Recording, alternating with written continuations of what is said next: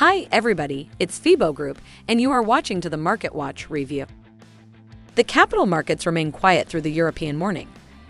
After yesterday's strong performance in the U.S. indices, the Asia-Pacific saw a continued sell-off in the yen, as well as anticipation of more Chinese share buybacks. This helped to lift equity markets. The S&P 500 closed higher than its 200-day moving mean for the first month in a row and reached its highest level since February 9th. The NASDAQ closed at 13% above its March 14th low, which was the highest level it has been since February 16. European shares are currently in danger of experiencing a 5-day increase. While the dollar is strong against major currencies, emerging market currencies are more volatile.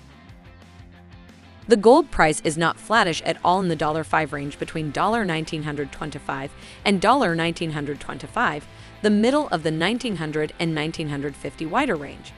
The European morning saw May WTI rise to $111, which is firmer than the US. Asian Pacific market. Today's dollar was JPY 121.40.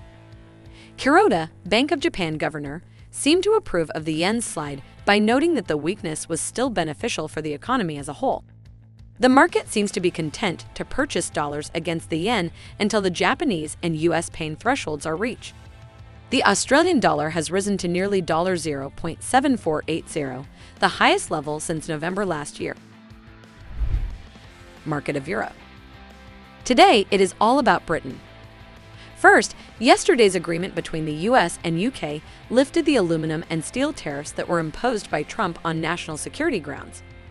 The UK February CPI was slightly higher than anticipated. The spring budget statement of the Chancellor of Exchequer Sunak is still available. The focus seems to be on easing pressure on the cost of living, which will only get worse as taxes and the price cap for energy bills rise next month. Yesterday, sterling traded at almost 1.33 before being pushed to the $1.3200 limit. Strong offers were made.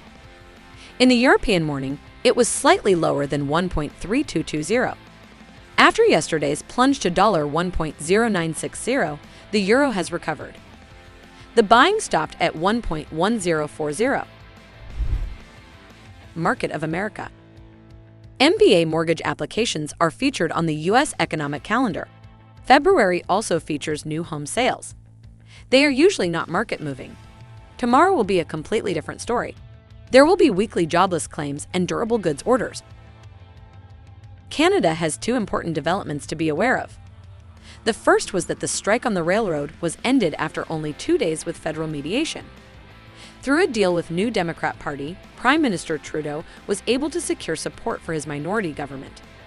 Expect new initiatives in housing, health, and the environment. This week, the Canadian dollar seems to be gaining a base around CAD 1.2565. That's all for me. Closely monitor the news background and be prepared for all the surprises of the market.